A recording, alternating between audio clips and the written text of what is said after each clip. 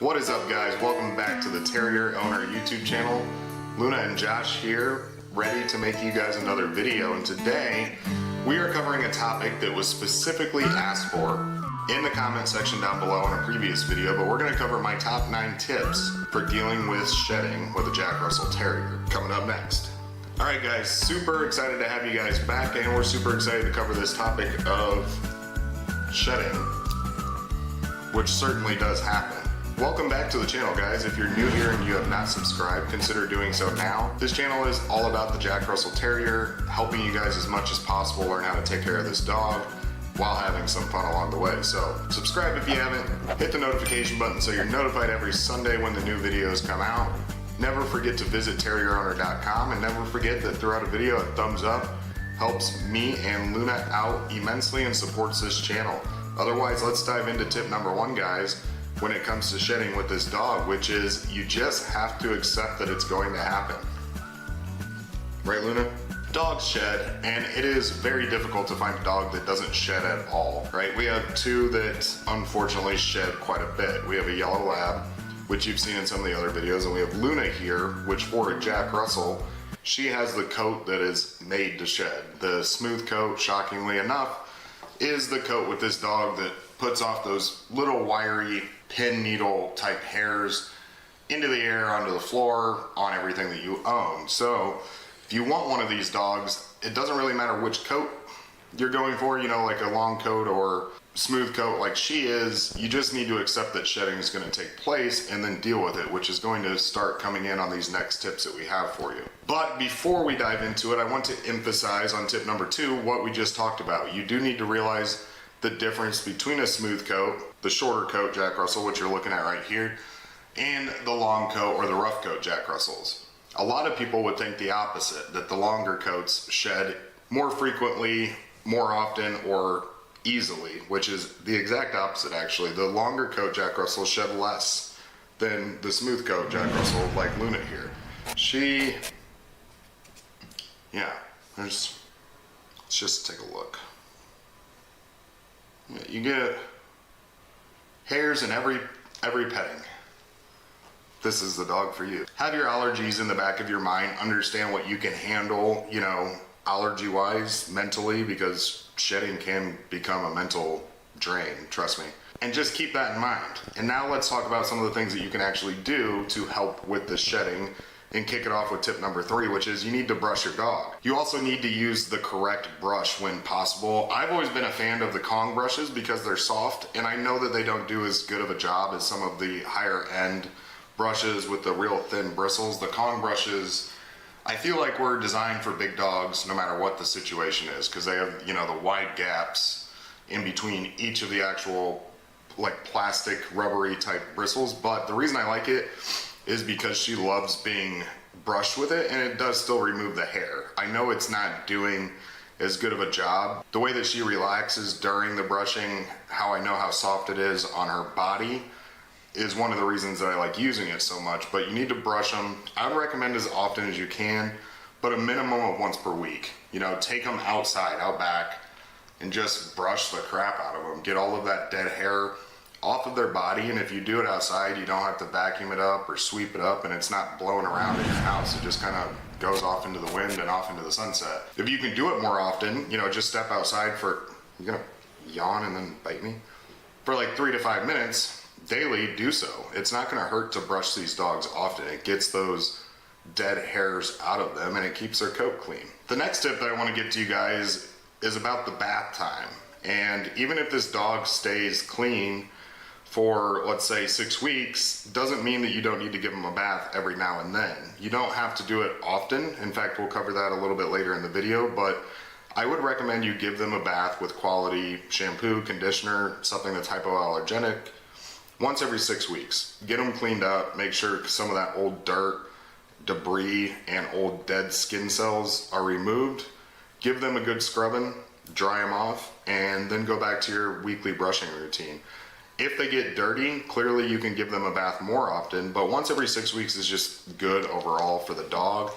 It's good for their skin, but the caveat to that is my next tip is you cannot bathe them too often, because you're actually having the opposite effect if you overbathe the dog. When you overbathe them, you're irritating the skin, you're drying out the skin, and you're making it to where they're more prone to shed. You're actually worsening the situation, is the best way to put it. So let's just leave this tip as simple as possible. Brush your dog once a week at minimum, more if possible, and give them a bath regardless of the situation about every 6 weeks. No more unless necessary because they go digging through a mud hole. All right guys, my next tip is how you actually just deal with it in the home. Like I said in tip number 1, you just have to deal with the shedding. It's part of it, right? It's gonna happen. There's nothing you can do to completely avoid it. You can't shave them down to no fur at all. So the next thing I recommend you do is have a quality vacuum in the house. You don't necessarily have to go with the vacuum that I use because it is, you know, an expensive vacuum. I use the Dyson V8 animal vacuum, which does a fantastic job with dog hair. It's like it was meant to suction dog hair all day long, but have a vacuum because dogs in general are gonna put strain on vacuums. Those filters, the rollers and everything about a vacuum just seems like dog hair is the enemy of a vacuum. So get a quality vacuum. And I would recommend another little tip when it comes to purchasing a vacuum for a dog is make sure it's rated to do well with animals and purchase the extended warranty, like the coverage protection plans on vacuums when you buy them. Whether it's like the 2-year protection through Amazon, or like when you go to Best Buy, they always offer you the 2 or 4-year protection plans. The reason that I'm saying to do that is because vacuums with us break all of the time. We go through them, something happens to them to where we need a new one, and those protection plans are honored very easily these days with stores. It's like they're competing for business and they want people to trust doing business with them. I've never had a problem exchanging out a vacuum with those protection plans. And maybe we break them so easily because maybe a little OCD is in the family, but we're vacuuming all the time. We don't want the dog hair visible. We just want everything clean. So we're putting abuse on those vacuums nonstop because of these dogs. But if you want to save some money, spend a little bit now and be able to swap that vacuum when it takes a crap on you. My next tip, guys, before you even adopt this dog is you need to understand your allergies. I'm actually allergic to about any pet that exists, but I have what I would consider, you know, like introductory allergies with animals. Once I have them in the house for a few days, they completely go away and I never have to deal with it again. When I first got Luna with her shedding here, I would get hives on my neck from her little pin needle hairs touching my neck, and it would itch. It's almost like I just got a haircut and then I didn't shower after it. But you need to understand if you can handle the shedding and the allergies that they'll put off, because don't forget how adventurous of a dog this is when they're outside too. You know, they're gonna have dander, dirt, and other things from the kind of dog that they are when they're outside.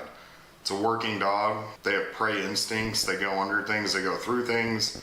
So make sure that you can actually physically handle owning a dog that's going to put off some shedding and dander before pulling the trigger and adopting one. All right, guys, my next tip is just things you can do based on what you allow your dog to do. So another thing you can do if you want to protect things like your couches, the seats in your car, maybe even a section of the bed, is you can buy covers that are meant for dogs to sit on them. You know, if you have a couch that's easy to vacuum, which is our situation, we can literally take the roller of the vacuum and put it up on the couch to vacuum it. Some people don't have couches that allow for that as easily. Like a leather couch would be more difficult to do that with. So what you can do is buy some covers so that the dog hair is kind of isolated to one spot. You can take the cover off and wash it in a washing machine if you need to, and you can go about the shedding issue that way. I think the point that I've been trying to make throughout this entire video is that shedding is just something you're gonna have to deal with. It's more about mitigating the entire amount of hair that's in your house, learning how to clean it, learning how to reduce it the best that you can, and ensuring that you can just handle it in general, because they're going to shed. She sheds. It's the best way I can put it for you guys. If you have multiple dogs, you definitely understand the amount of hair that can be produced in an area where they're at often. Okay guys, this is the tip that I would venture to say is the most overlooked tip of them all, and it's make sure that you're providing your Jack Russell with a healthy diet. You know, quality dog food, a balanced diet. Maybe talk to your vet in advance about the diet, but it's just like a human when it comes to the things that you put in your body that produce the results on the outside.